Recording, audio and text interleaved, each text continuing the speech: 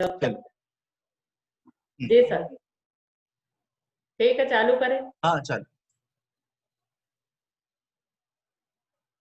हम सभी जैसा कि जानते हैं, आज एक भारत श्रेष्ठ भारत योजना शासन की बनाई हुई। इस योजना के अंतर्गत हमारा देश जो विविधताओं से भरा हुआ है, अलग अलग राष्ट्र, सबकी अपनी अलग अलग संस्कृति, पहनावा, बोलचाल, रहन सहन, इन सबको एक दूसरे से करने के लिए इस तरह की ये योजना चलाई गई है, आरंभ की गई है। और हमारे महाविद्यालय में इस एक भारत श्रेष्ठ भारत योजना के अंतर्गत आज ये कार्यक्रम का आयोजन किया जा रहा है। इस कार्यक्रम में एक भारत श्रेष्ठ भारत की हमारी सुश्री कोइजम रेशमी मैडम है, और इस कार्यक्रम में मुख्य वक्ता के रूप में महाविद्यालय के प्राध्यापक एवं बड़े अंग्रेजी के बड़े साहित्यकार डॉक्टर आशीष गुप्ता जी मुख्य वक्ता के रूप में मौजूद हैं। और वे आप सभी को एक, हमारा राज्य है मणिपुर, मणिपुर राज्य की संस्कृति, सभ्यता, वहाँ की कैसी, वहाँ का रहन सहन कैसा है, वहाँ का साहित्य क्या है, वहाँ की बोली भाषा कैसी है, पहनावा कैसा है, इस तरह उस संस्कृति से आपको अवगत कराएंगे। तो मैं आमंत्रित करती हूँ आदरणीय गुप्ता सर को, जो आप समस्त स्टाफ को एवं बच्चों को उस मणिपुर की सुंदर संस्कृति से अवगत कराएंगे। हम मध्य प्रदेश की संस्कृति से तो परिचित हैं ही, लेकिन अब हम एक नए, हमारे ही अपने राज्य की संस्कृति से परिचित होने जा रहे हैं। आदरणीय गुप्ता सर। धन्यवाद मैडम। सबसे पहले तो मैं धन्यवाद देना चाहूंगा इस शासकीय कन्या महाविद्यालय का। मैं स्वयं भी यहाँ कार्यरत हूँ, लेकिन आपका धन्यवाद कि आपने मुझे मौका दिया। निश्चित रूप से भारतवर्ष पूरा एक ही है, विभिन्न राज्यों में बटा हुआ है, लेकिन हर राज्यों की संस्कृति अलग अलग है। और ये हमारा सौभाग्य है कि हमारे महाविद्यालय में हमने इस ईबीएसबी एक भारत श्रेष्ठ भारत का जिनको कोऑर्डिनेटर बनाया है, हमारे सौभाग्य से वह भी मणिपुर राज्य को ही बिलोंग करती हैं। उनका नाम है अकोइजम रेशमी देवी। तो निश्चित रूप से हमारे जो ईबीएसबी के मेंबर्स हैं, हमारी जो छात्राएं हैं, वो बहुत लाभान्वित होंगी। मैं धन्यवाद करता हूं हमारी प्राचार्य महोदय डॉक्टर विद्या चौधरी मैडम का भी, कि उन्होंने ईबीएसबी क्लब को इतना मजबूत बनाया कि हमारी छात्राएं जो भी गतिविधियां करना चाहती हैं, उनको उसमें कोई भी तकलीफ नहीं आती है। आज आपने मुझे मौका दिया मणिपुर के कल्चर का आपको कुछ बताने के लिए। तो ये हमारी जो छात्राएं हैं, उनके लिए मैं कुछ कलेक्शन लाया हूँ, क्योंकि हम लोग मणिपुर के कल्चर के बारे में ज्यादा कुछ नहीं जानते हैं। तो जहां तक मणिपुर राज्य की बात है, मणिपुर भारत का एक पूर्वोत्तर राज्य है और इसकी राजधानी है इम्फाल। ये सब तो आप लोग जानते ही हैं। और ये राज्य आसपास जिन राज्यों से जुड़ा हुआ है, उनके नाम है नागालैंड, मिजोरम, पश्चिम में असम, और पूर्व में इसकी सीमा मिलती है म्यांमार से। जहां तक मणिपुर है, तो मणिपुर से आप जानते हैं कि इसमें मणिपुरी भाषा बोली जाती है, और इसकी जो जनजाति है उसको मेहती जनजाति बोलते हैं, मेहती जनजाति के लोग हैं। और यह मणिपुरी भाषा जो है, ये 1992 में भारत के संविधान की 8वीं अनुसूची में जोड़ी गई थी। प्रिय विद्यार्थियों, जहां तक मणिपुर शब्द का शाब्दिक अर्थ है, मणिपुर का मतलब होता है आभूषणों की भूमि, इसलिए इसका नाम पड़ा मणिपुर। भारत की सबसे पहले यह स्वतंत्र रियासत थी। आजादी के बाद भारत का यह एक केंद्र शासित राज्य बना था, और उसके बाद फिर अपने आप में इसको एक संपूर्ण राज्य का दर्जा मिल गया। ये पूरा प्रदेश जो है, ये पहाड़ी क्षेत्र है, और यहाँ तकरीबन 60 जनजातियां निवास करती है। यहाँ बहुत सारे पर्वत, नदी, नाले बसते हैं, और यहाँ की जो जनजातियां हैं, बेसिकली उनका जहां तक जो ज्योग्राफिकल एरिया है, उसको हम मुख्य रूप से दो भागों में बांट सकते हैं। एक तरफ है पहाड़ियां और एक तरफ है घाटियां। बीचों बीच में घाटियां हैं, जिसमें कि बहुत सारी प्राकृतिक वनस्पतियां उगती हैं, और यही यहाँ पर मुख्य रूप से उद्योगों का, हम कह सकते हैं कि उद्योगों का पैसा कमाने का मेन साधन जो है, यहाँ की वनस्पतियां हैं। यहाँ की कला और संस्कृति भी बहुत समृद्ध है। और विश्व के मानचित्र पर यहाँ की बहुत सारी कला और संस्कृतियां भी बताई जाती है। यदि हम इसकी ऐतिहासिक धरोहर के बारे में चर्चा करें, पौराणिक चर्चा करें, तो महाभारत काल में भी इसकी चर्चा हमको मिलती है। मणिपुर की एक राजकुमारी थी, चित्रांगदना। अर्जुन के बारे में कहा जाता है कि अर्जुन के पुत्र जो बब्रुवाहन थे, वो यहाँ पर आए थे। सॉरी, महाभारत के जो योद्धा बब्रुवाहन अर्जुन के पुत्र थे, उनकी उनकी उनका विवाह मणिपुत्र की राजकुमारी चित्रांगना के साथ हुआ था। तो ये कहानी महाभारत में हमको कहीं ना कहीं देखने को मिलती है। और उन्होंने मणिपुर का एक सतरंगी फूल होता है, लिली का फूल, जिसको शिरोड़ लिली फूल कहते हैं, यह उन्होंने उस राजकुमारी को देखकर प्रभावित किया था।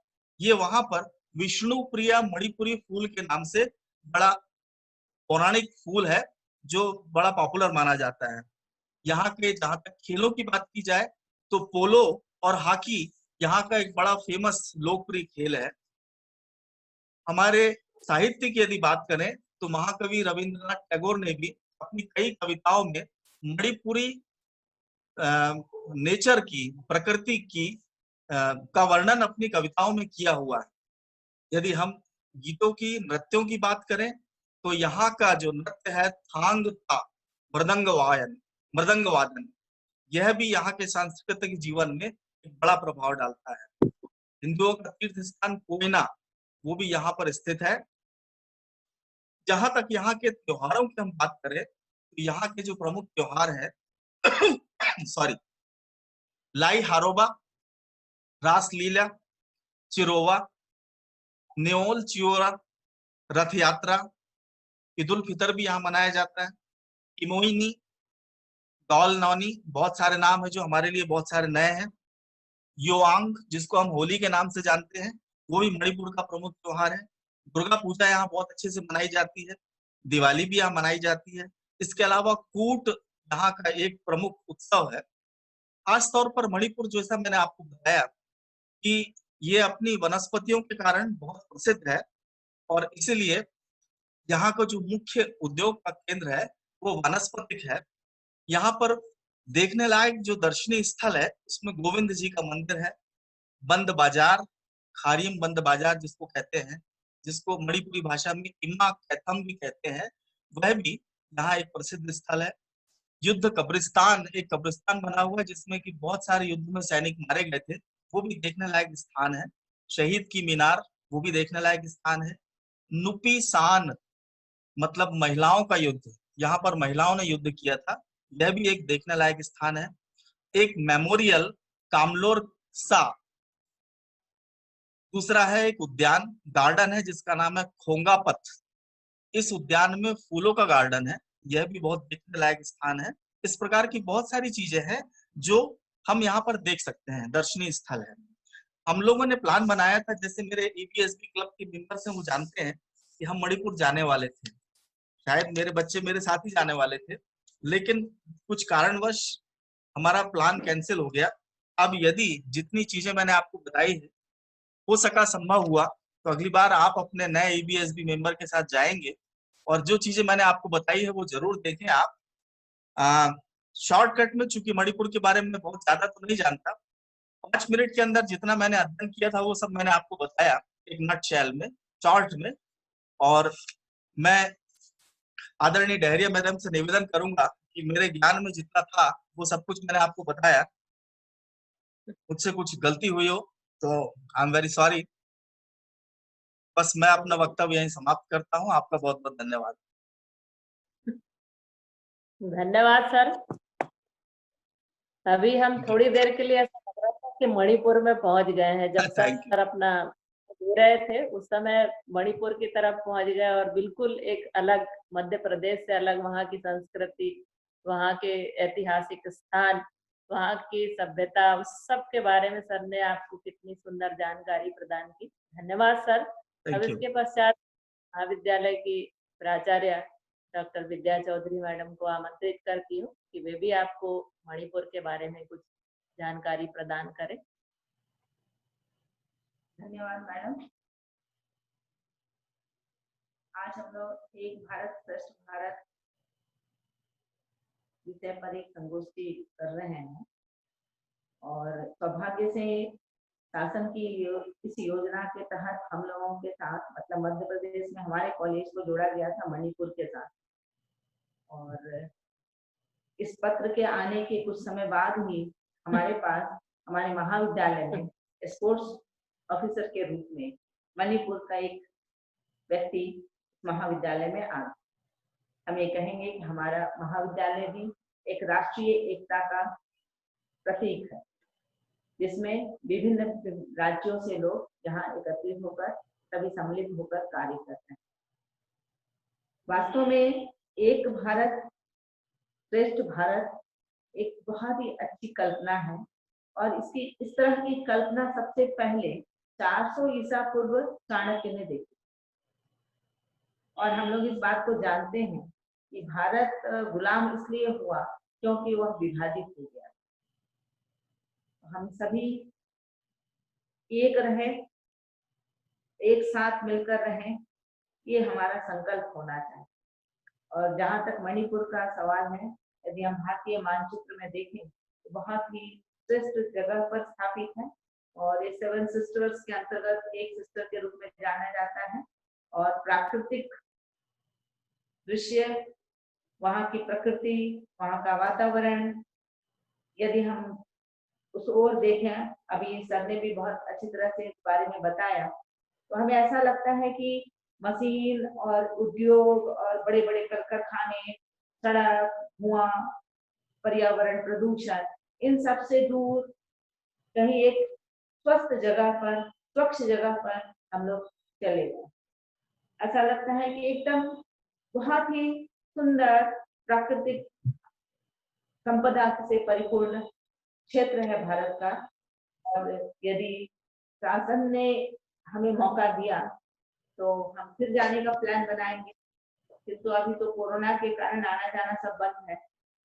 यदि कोरोना से हम मुक्त हो जाए, फिर शासन इस योजना को आगे बढ़ाती है तो हम लोग कॉलेज ट्रिप के साथ एक बार मणिपुर जाने का हम लोगों को मौका मिलेगा और हम लोग सब फिर जाएंगे और मणिपुर की सुंदर सुंदर वादियों में घूमना पसंद करेंगे। मैं यही अपने वक्तव्य को विराम देती हूँ मैं, और वक्ता के रूप में आए गुप्ता सर को मैं बहुत बहुत धन्यवाद ज्ञापित करती हूँ। तो उनके विद्वत्पूर्ण लेक्चर से सारे छात्राएं और हम सभी भी लाभान्वित हुए और मैं मैडम डेहरिया को भी धन्यवाद दे रही हूँ। मैडम डेहरिया। धन्यवाद मैडम।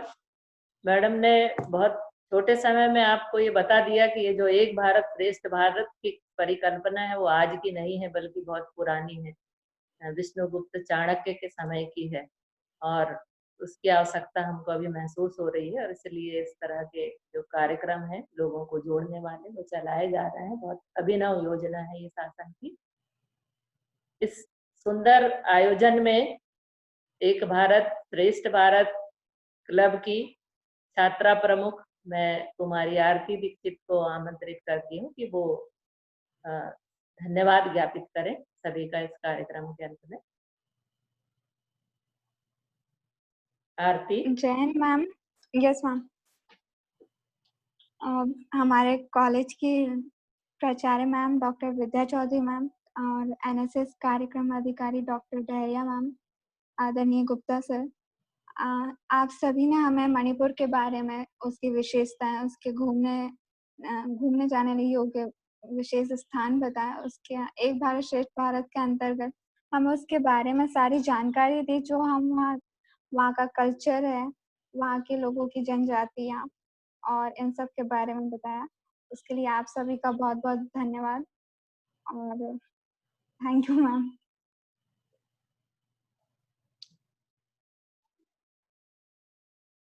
धन्यवाद सभी को। बहुत सुंदर मणिपुर ले जाने के लिए सर को विशेष धन्यवाद। Thank you very much. Thank you.